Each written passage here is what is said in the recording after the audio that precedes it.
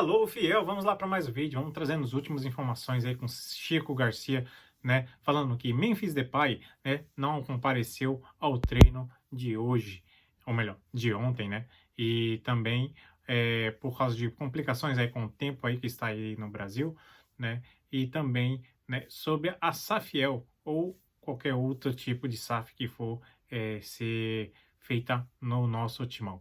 Vamos lá para mais um vídeo? Segue aí, não perca mais nenhuma informação do nosso timão. Vamos lá? Atualizar as notícias do Corinthians porque a Safiel foi apresentada oficialmente, mas tem algumas barreiras para serem transpostas. Tem um caminho a ser percorrido, tem uma montanha a ser escalada.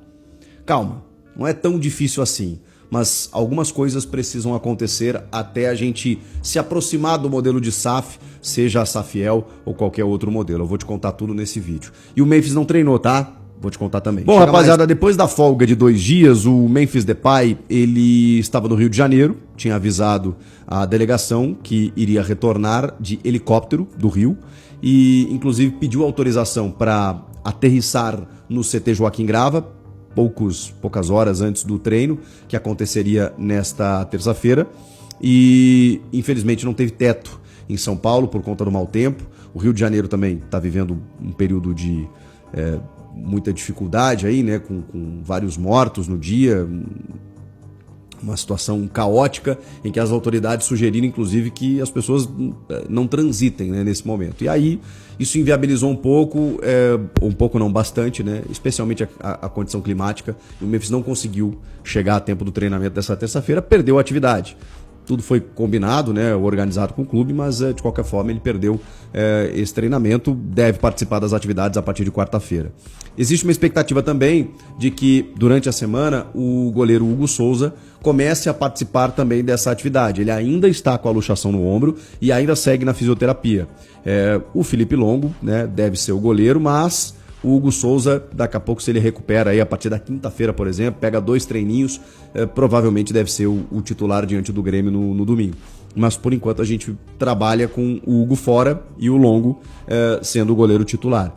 O Memphis perdeu o treinamento, mas deve jogar. E tem aquela, né, ideia que eu já falei pra vocês, né, do Maicon e o Mateuzinho voltando, porém Ranieri, Bidon e Martínez fora. E aí tem uma ideia, né, dele fazer ali um meio de campo, uma linha de 3 daqui a pouco, né, com André Ramalho, Choca e Gustavo Henrique, ou usar até o Fabrício Angileri, podendo utilizar no meio ali o Maicon de primeiro volante, o Charles e o André Carrilho, que voltou para o time titular, e o Rodrigo Garro. A ideia de time deve ser mais ou menos essa. Até o final da semana a gente tem um pouco mais detalhado. Vamos falar do que vocês querem saber, né? A Safiel, ela foi apresentada no Museu do Futebol nessa terça-feira. Eu acompanhei a apresentação e assim, é muito difícil daqui a gente se posicionar porque eu realmente não conheço as pessoas. Eu não conheço as pessoas. Mas me encanta, me ilusiona, como dizem os gringos, né, os castelhanos. Me ilusiona porque assim, é muito interessante, gente. É muito interessante. Nós estamos diante de um modelo absolutamente fracassado, falido, corrupto, que não vai para lugar nenhum e que não tem mais razão de ser, né? Que é a maneira como hoje os clubes associativos comandam o futebol dos clubes, de uma maneira inflacionada, de uma maneira em que você gera muita receita. Não dá mais para ser num processo amador, estatutário, político, como hoje acontece. Você precisa mudar. E dentro da apresentação da Safiel tem uma imagem que ela é muito, cara, ela é muito gritante, assim, né? Pra minha geração, por exemplo, que tenho na faixa dos 40 anos, a gente acompanhou um mundo completamente analógico, né? E hoje vive nesse mundo digital. Talvez as novas gerações não entendam o que eu vou dizer, mas eles colocaram uma foto de umas pessoas escolhendo o filme na videolocadora e do lado o símbolo da Netflix. Que, cara, os comportamentos eles mudam, o mercado muda e você precisa se adaptar. E eles contam ali, né, que a Blockbuster, por exemplo, tinha um faturamento de 6 bi, tinha 9 mil lojas, eles eram líderes do mercado, mas, cara, se você não se adapta, não tem como, mesmo que você tenha uma marca super relevante. E esse era um hábito que eu tinha com a minha família, de na sexta-feira ir na locadora, escolher 4, 5 fitas VHS para passar o final de semana inteiro assistindo. Hoje, num simples toque no controle remoto, né, você assiste quantos filmes, quantas vezes quiser, quantas séries quiser. Mudou, gente, mudou. E mudou o investimento. E hoje você não encontra mais videolocadores. Então é só um exemplo para dizer que, cara, as coisas mudam, o mundo muda e a gente precisa entender que o futebol ele precisa ser profissional. Não dá mais para ser nesse processo como existe hoje. E a Safiel, cara, ela é um respiro nesse sentido. Porque eles entendem uma empresa dissociada do clube associativo, que inclusive ceda royalties em valores para o clube associativo para que ele possa pagar suas dívidas, investir no esporte olímpico, mas a Safiel ela vai comandar o futebol masculino, feminino, categoria de base, com investimento. Mas como que essa dívida vai ser paga?